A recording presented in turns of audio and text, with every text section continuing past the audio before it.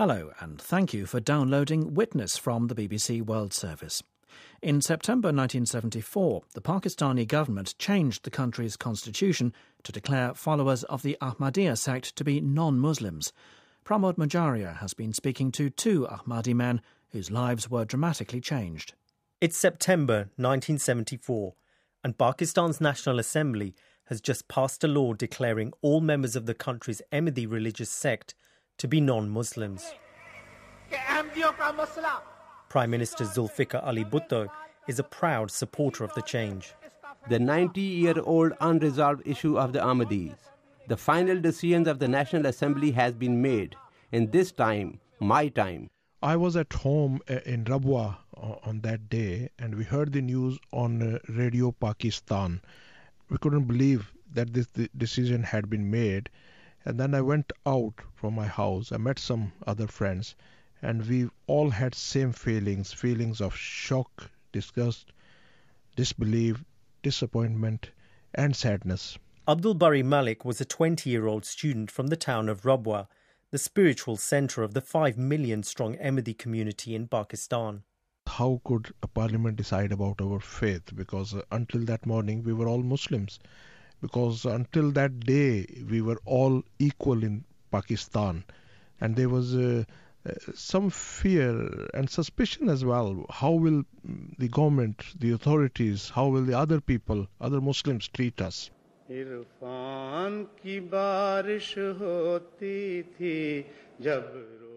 Ahmadiyya sect had been founded in 1889 in the town of Qadian in North India by Mirza Ghulam Ahmad. He'd believed he was given divine guidance to be the Messiah for Muslims as well as other faiths. That placed the Ahmadi at odds with the majority of Muslims, for whom Muhammad is the final prophet and messenger. It led to constant tensions and occasional outbreaks of communal violence both in India and after partition in modern-day Pakistan, where most of the Ahmadi settled. But it was in May 1974, close to Abdul Bari Malik's hometown of Rabwa, that the strained relations between the Ahmadi and other Muslims took a turn for the worse. Abdul was travelling on a train back home from the nearby town of Lalia. His carriage was full of angry young Muslim men. From Lalia to Rabwa, they were all talking. I could see how much hatred there was against Ahmadis. They were discussing all the things. And what were they saying? They were just they were using some insultive language about the founder of the Ahmadiyya movement. They were saying that these people are not Muslims and we are going to teach them a lesson. And I started getting concerned because I could see that they were not in a very good mood. They wanted to cause a problem. When train arrived at Rabwa railway station, there were some young men on the platform, like they always were when trains arrived.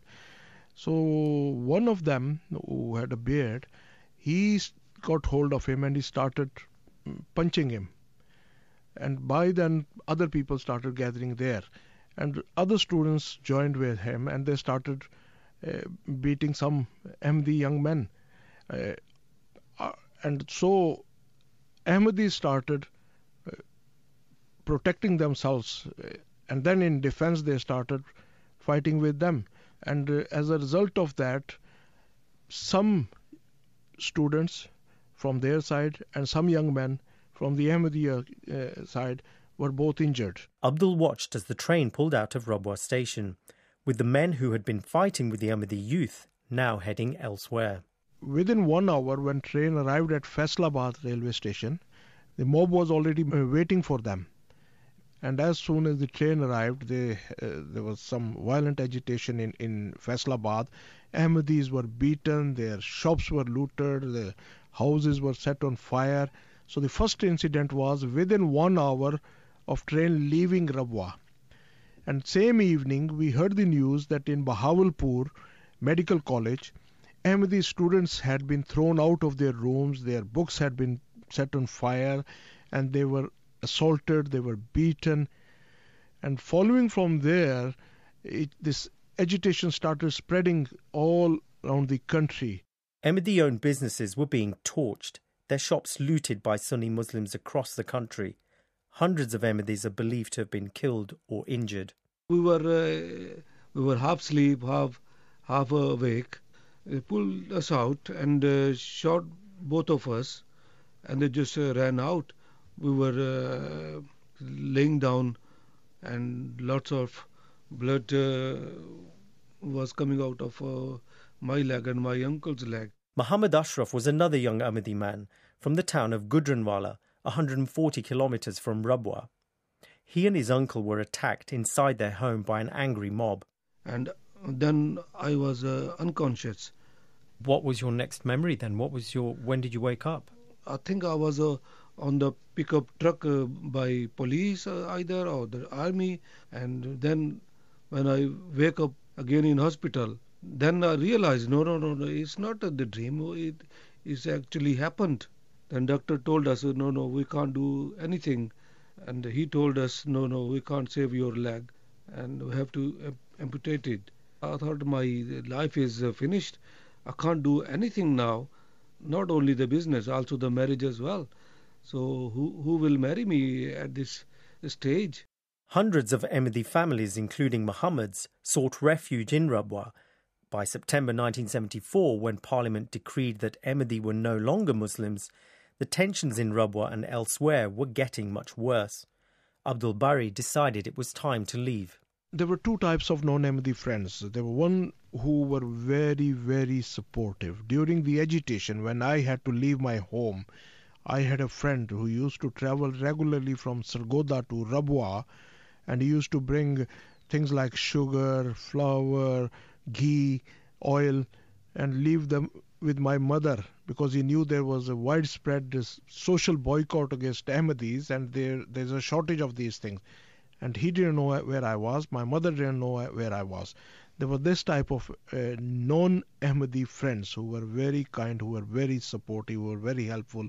But on the other hand, there were many others who, after this incident, after all the agitation, after the decision by the Parliament, either they got scared or genuinely they started hating us. They didn't want to know us, they didn't want to talk to us, or they started teasing us that you are non-Muslims, you are Mirzais, you are Kafirs, you are Qadianis, things like that. Thousands of other Ahmadis also left Pakistan in the following months, and many more fled after 1984, when Pakistan's military dictatorship made it a crime to call yourself an Ahmadi. Like any young person or young student in any country, I had some dreams, I had some aspirations, I had some hopes that one day I will either join Pakistan Army or I will serve this country as a businessman, or I will join one of the services and I will start my employment there. But after this decision, I could see that all my dreams had been shattered. I had no future in this country.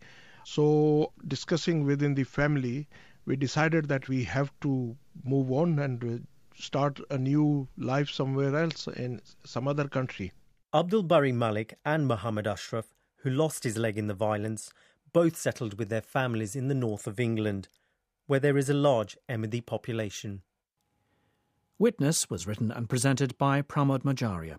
You can join the programme on Facebook. Just search for BBC Witness. And for our complete range of downloads and our terms of use, go to bbcworldservice.com/podcasts.